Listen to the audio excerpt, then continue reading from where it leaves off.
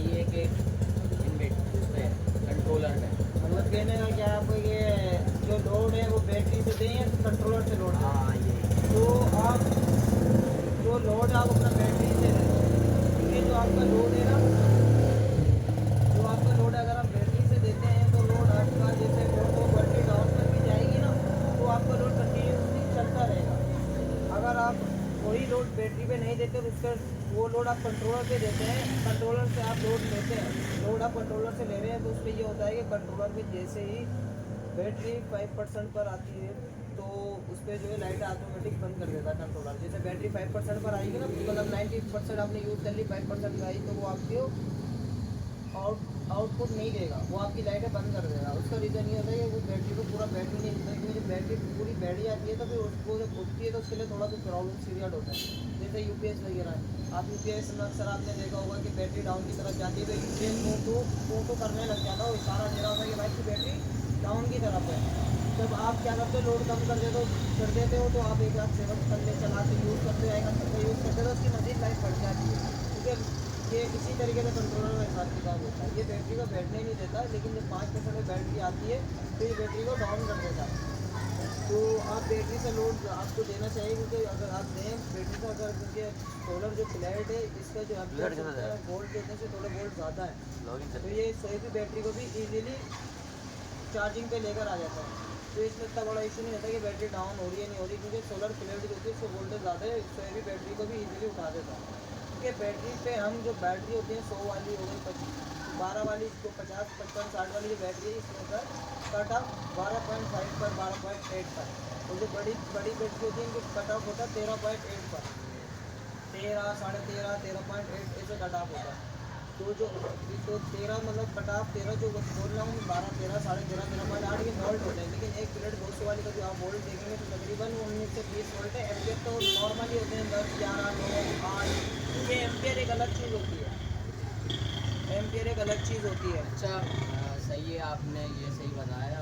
सही है। मेरा ये क्वेश्चन, अगला क्वेश्चन ये है कि मेरे पास लगी हुई है 250 एम्पियर की बैटरी ना, तो उसमें मैं चाह रहा हूँ कि ट्यूबलेस जो बैटरी होती है, मैंने सुना है कि उसका जो है ना मतलब पावर बैकअप अच्छा होता है, तो मैं कन्वर्ट उस पर कर सकता हूँ या नहीं बैटरी मतलब? अगर आपके पास 250 तक की बैटरी लगी हुई है और अपना 250 वाली बैटरी भी लगने के बाद जो आपको यूपीएस लगा हुआ नहीं, 250 वाली बैटरी का डायरेक्ट 12 होगा, डायरेक्ट 12 वोल्ट?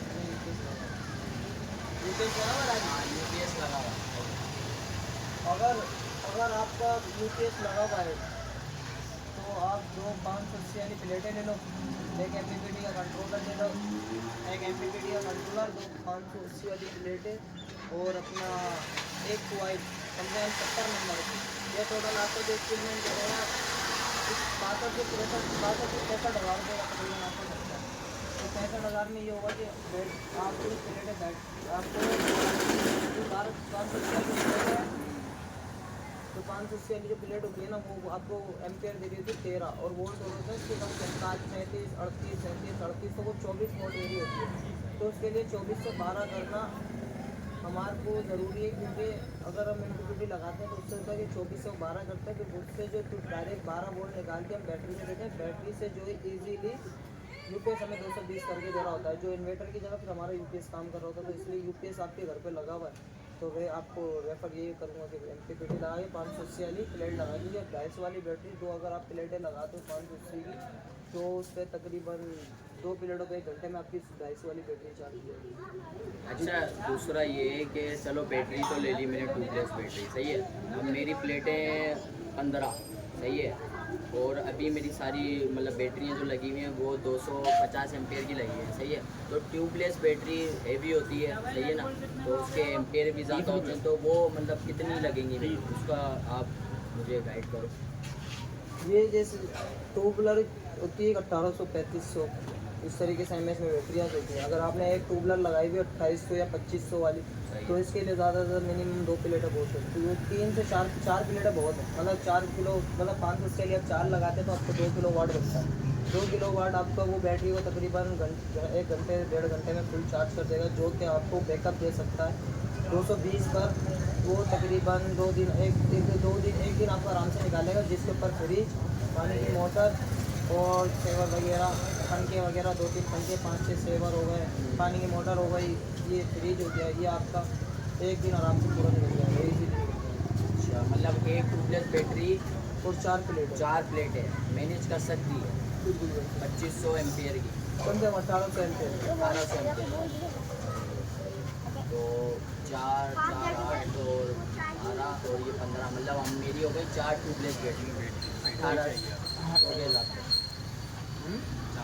नहीं, ये ट्यूबलेट तो बैटरी आपने एक ही रखी हुई ना 1800। हाँ। आपकी जो प्लेट है, ये प्लेट 580 वाली जो 1100 पे 1 किलोवाट बनता है।